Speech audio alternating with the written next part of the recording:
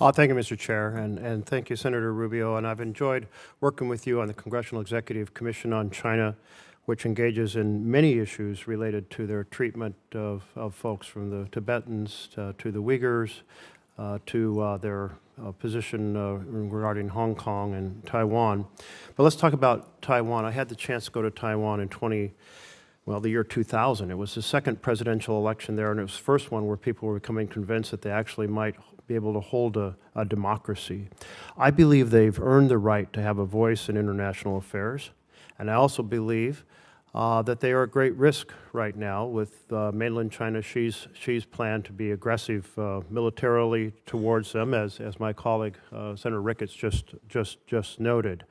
Will you support in your role as Secretary of State Taiwan's right to have a voice in international affairs, participate in international forums? And will you support the porcupine strategy, providing that we will supply them with defense articles and defense services in such quantity as may be necessary to enable Taiwan to maintain a sufficient self-defense capability? By the way, that phrase is from the 1979 Taiwan Relations Act. It's in our current law. Yeah, let me just point out that on the Taiwan Relation Act, and I believe of the year 2016, I was the lead Republican sponsor in reauthorizing and reinvigorating it. I think that the multiple or consecutive presidential administrations of both parties have made clear that the policy of the United States towards Taiwan is encapsulated not just in the Taiwan Relations Act, but in the 6 assurances that multiple administrations, including the Trump administration and now the Biden administration, have made clear are our policies. With regards to your second point about international forums, ASEAN is a great example of one in which that's being tested. Last year at their conference, the Chinese were able to prevent participation by the any mention of Taiwan in the memorandum. And then this year they're working very hard to make sure that no one associated with Taiwan is anywhere near it. So this is just one more example of how they're being excluded. I would also point to the Western Hemisphere. I know that sounds like half a world away, but you understand this issue. The majority of nations on Earth that continue to recognize and have relations with Taiwan, the vast bulk of them, or the plurality, are within the Western Hemisphere. They've undertaken a very aggressive action in just the last 7-8 years to get these countries to flip. They got Panama to flip, then they got Panama to convince the Dominican Republic to flip. They've targeted multiple other nations, and Nicaragua most recently, to flip. So I think that's an important thing for us to keep in mind and make a priority. And I also think it's important to recognize allies in the region like Paraguay that have not flipped, and others who have stayed strong in that regard. On the porcupine strategy, because I know it may sound weird to people, or if anyone's watching this, I know what the ratings are, but hopefully not high. But let me just say that when the porcupine strategy, what it really means is you want to make the cost of invading Taiwan higher than the benefit. We want to discourage that by the Chinese believing that, yes, could they ultimately win an invasion of Taiwan, but the price would be too high to pay. It's basically deterrence.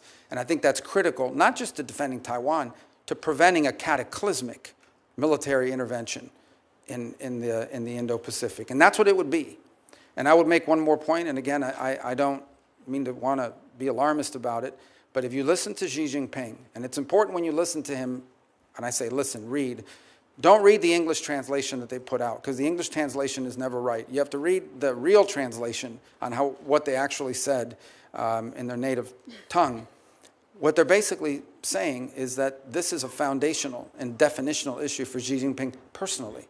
And as a result, I think we need to wrap our head around the fact that unless something dramatic changes, like an equilibrium where they conclude that the costs of intervening in Taiwan are too high, we're going to have to deal with this before the end of this decade. And so strongly support for the porcupine strategy. Thank you. And I know people in Taiwan... I just don't like saying porcupine, but yes. You know, when I went to Taiwan in November and met with the president and other leaders, they are extremely nervous right now. And part of the reason they're nervous is they're concerned about how things play out in Ukraine as possibly creating an incentive for China. And I take your point about the current stalemate and the fact that there is a range of objectives that are out of reach for other side.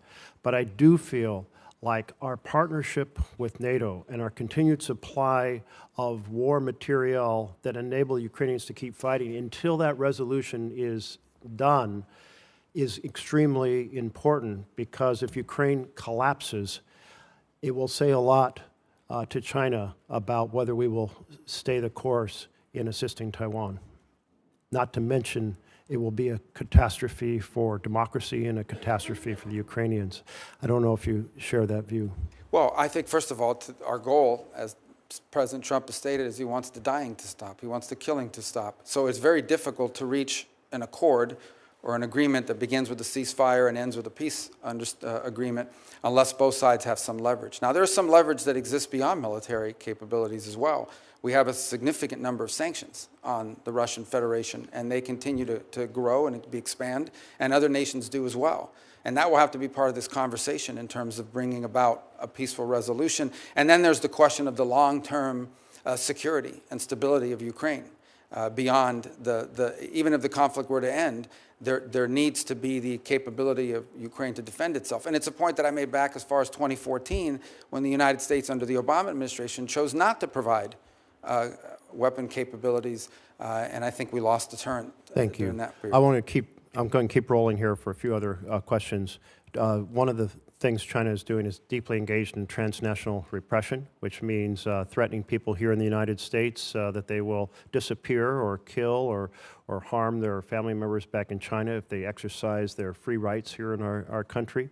And also they're seeking to repatriate Uyghurs who have escaped China. And right now there are 48 Uyghurs that are in Thailand, and Thailand is on the verge of repatriating them back to China.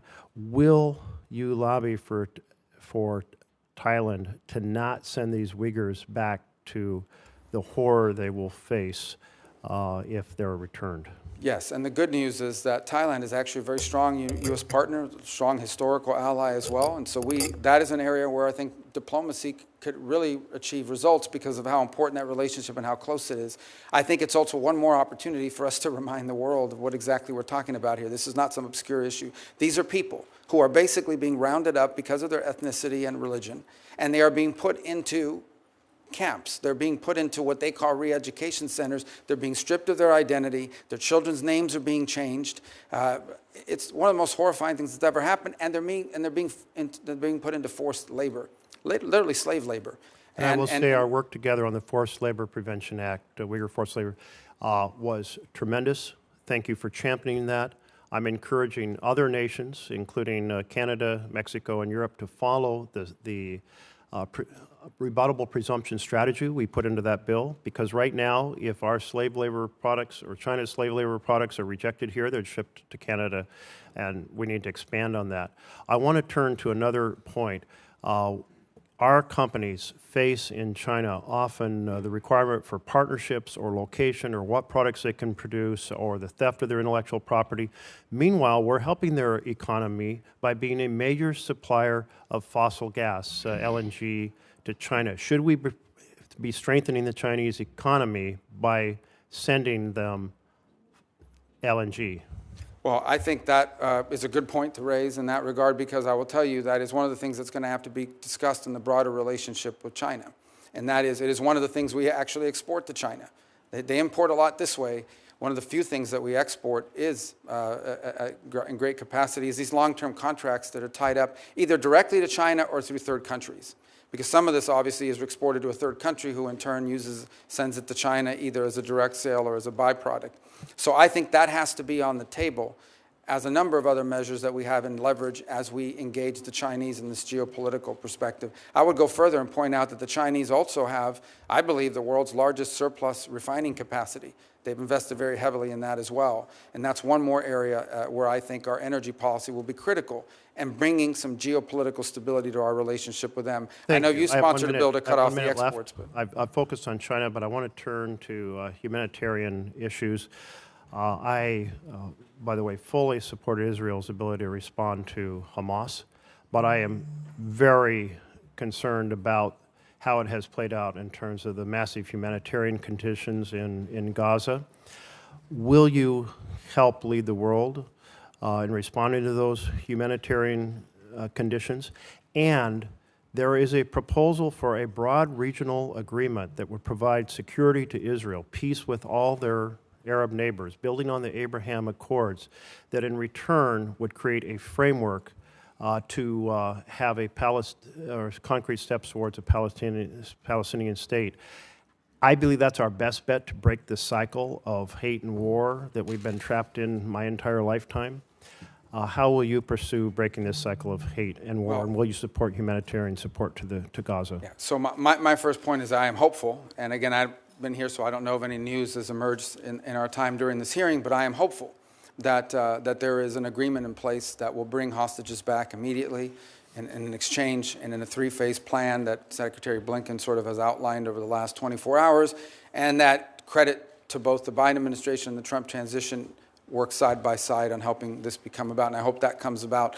And part of that phrase, part of that deal, as I understand it, is it has this very tenuous but important 6-week transitional period where it's going to require international cooperation to bring some level of stability and administration. And that could serve as, assuming it works, that could serve as a foundation to build upon. I would also point to one more thing, and that is we don't know yet for sure, but there are opportunities available now in the Middle East that did not exist 90 days ago. Whether it's what's happened in Lebanon, whether it's what's happened in Syria, whether it's what hopefully will happen with the ceasefire and the release of hostages after horrifying detention and unjustifiable actions by Hamas.